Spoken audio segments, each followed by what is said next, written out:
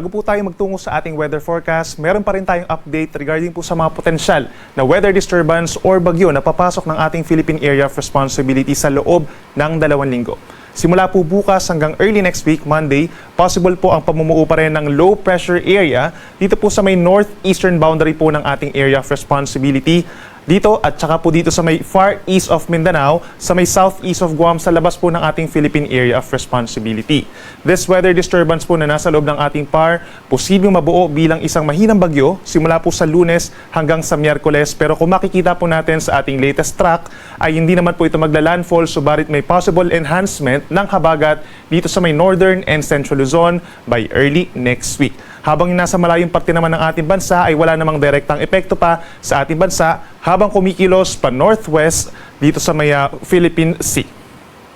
Samantala po, simula po sa Thursday hanggang sa next weekend ay possible na pumasok na ito sa ating Philippine Area of Responsibility, yung ikalawang weather disturbance dito sa may parting silangan po ng Luzon. At kikilos pa rin ito west-northwest at kung mapapansin pa rin po nila, mababa pa rin po ang chance na ito magla-landfall. Subalit knowing na yung mga bagyo po na napupunta po dito sa may northern Philippine Sea, nag-enhance pa rin po ito ng habagat or southwest monsoon sa malaking bahagi ng bansa, lalo na po sa may western sections. So possible po na maging maulan hindi lang doon sa Monday and Tuesday, enhanced by the first tropical cyclone, kundi maging dito rin po sa ikalawang tropical cyclone pagsapit po ng later next week, that's Friday hanggang sa next weekend na po.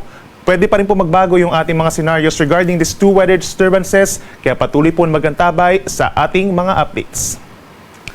Para naman po sa taya ng panahon ngayong araw, magpapatuloy pa rin po ang habagat or southwest monsoon, bagamat gradual na itong humihina, knowing na papalayo na po itong si Super Typhoon Yagi na dating si Bagyong Enteng, nasa higit 800 kilometers na po sa west ng Ilocos Norte, patungo po ng southern China. So meron pa rin minsang malalakas na ulan, lalo na po sa may areas ng Central Luzon and Northern Luzon, habang patuloy pa rin natin minomonitor yung low pressure area dito sa may labas ng Philippine Area of Responsibility, northeast of Luzon, pero wala naman itong inaasahang threat at hindi rin po inaasahan na magiging bagyo sa mga susunod na araw.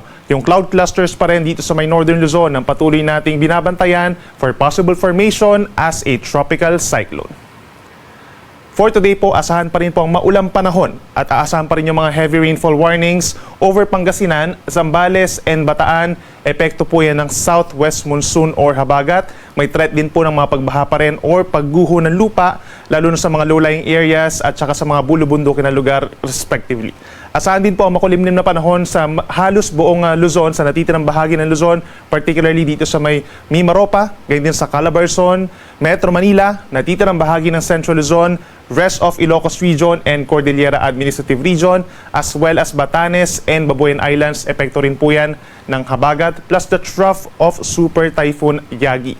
Yung mga paulan natin dito sa may Southern Luzon kabilang ang Metro Manila, mababawasan na po, no, lalo na po pagsapit ng hapon at gabi, habang magpapatuloy pa rin yung mga pag-ulan dito sa may Northern and Central Luzon hanggang sa gabi, bagamat ito ay mga light to moderate with at times heavy rains na lamang.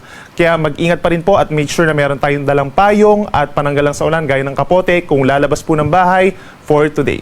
Sa natitirang bahagi ng Cagayan Valley plus Bicol Region, mananatili pa rin ang bahagyang maulap at minsang maulap na kalangitan na sasamahan pa rin ng mga pulupulong pag-ulan or pagkidlat paggulog, lalo na po sa dakong hapon dito sa may Cagayan and Isabela.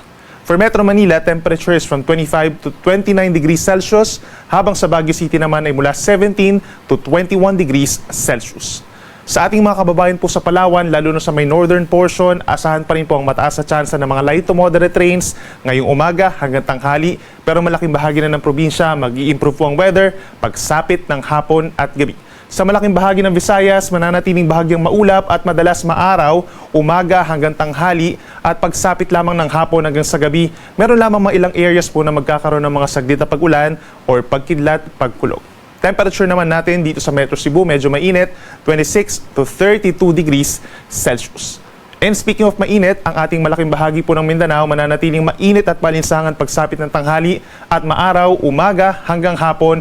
Pero pagsapit po ng hapon hanggang sa gabi ay mataas ang tsansa ng mga pulupulong mga pag-ulan or pagkidlat pagkulog na nagtatagal lamang po ng 1 hanggang 2 oras. Temperature natin dito sa may Zamboanga City and Davao City, posibleng umakyat pa sa 34 degrees Celsius pagsapit ng tanghali. At dahil po sa habagat, meron pa rin tayong epekto ng gale warning or matataas na alon sa western seaboards po ng Luzon. Kabilang na dyan ang Western Ilocos Norte, pababa ng Ilocos Sur, La Union, Western Pangasinan, Zambales, Bataan, Western Coast of Occidental Mindoro, kabilang ng Lubang Island, hanggang dito sa may Calamian and Kalayaan Island sa West Philippine Sea. Asahan pa rin yung hanggang 4.5 meters or nasa 1.5 palapag po na taas ng mga pag-alon na siyang delikado sa small sea vessels. Maring mawala po yung gale warning bukas pa ng hapon, habang sa natitirang bahagi pa rin ng ating bansa mananatiling banayad hanggang katamtaman ng taas ng mga pag-alon over the weekend. At para naman sa ating 3-day weather forecast, asahan po over the weekend ang pagbuti ng panahon sa malaking bahagi po ng Luzon, kabilang na dyan ang Metro Manila at yung mga areas na inuulan, Zambales, Bataan, asahan na po yung pagsilip ng haring araw habang magpapatuloy pa rin ang isolated rain showers or thunderstorms and generally fair weather conditions in most parts of Bicol Region, Visayas, and Mindanao. Pero nandyan din po yung possibility na over this weekend, yung low pressure area among these cloud clusters ay mabuo dito po sa may northeastern boundary ng ating Philippine Area of Responsibility, pero hindi pa ito inaasahan na magiging isang bagyo. At pagsapit po ng Lunes, that's September 9, possible yung slight enhancement na nung habagat or southwest monsoon. Magbabalik po muli ito dito sa may northern Luzon and some parts of central Luzon. Pagsapit po ng Lunes, once na mabuo as a low pressure area, unti-unting tumataas yung chance na magiging isang bagyo ito sa mga susunod po na araw. Asahan po yung mataas na chance ng ulan, scattered rains and thunderstorms pa lamang dito sa may Ilocos Region, Cordillera, Zambales, and Bataan pagsapit po ng Lunes. Pero pagsapit ng Tuesday, possible na mas maraming lugar pa sa may northern, central Luzon, Metro Manila, and even parts of Calabarzon and Mimaropa magkakaroon ng mga pag-ulan.